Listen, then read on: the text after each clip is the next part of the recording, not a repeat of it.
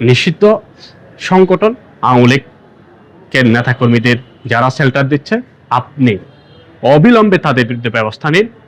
ফলে খুব দ্রুত সহজে তাদের জন্য বিএনপি সরকারকে পতন করবার জন্য সহজ হবে এবং তারা সুসংগঠিত হবে।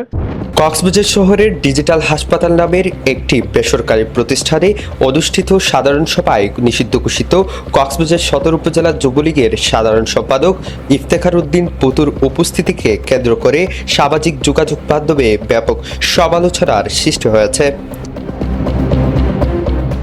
এ ঘটনাকে ঘিরে ক্ষোভ প্রকাশ করেছেন জুলাই আন্দোলনের অংশগ্রহণকারীরা।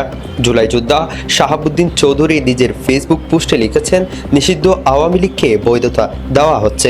ডিজিটাল হাসপাতালের ব্যানারে আওয়ামী লীগ ফিরছে, লজ্জা। নিষিদ্ধ সংগঠন আওয়ামী লীগের নেতাকর্মীদের যারা শেল্টার দিচ্ছে, আপনি অবিলম্বে তাদের বিরুদ্ধে ব্যবস্থা নিন।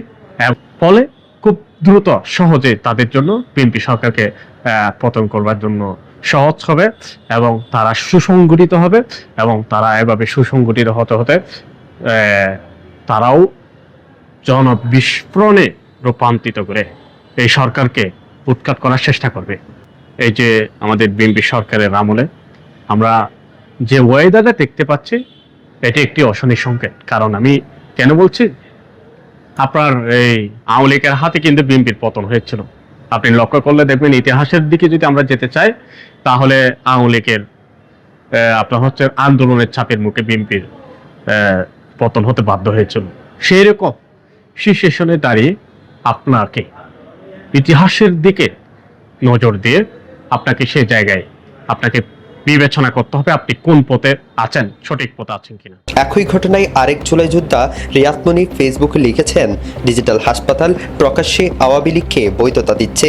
যারা জুলাই গণ অভ্যুত্থানের সময় আমাদের উপর বর্বরোচিত হামলা চালিয়েছিল, তাদেরই আবার সামনে আনা হচ্ছে। ঘটনাটি নিয়ে সামাজিক যোগাযোগ মাধ্যমে চলছে ব্যাপক আলোচনা সমালোচনা। ডেস্ক রিপোর্ট, ভোরের কক্সবাজার।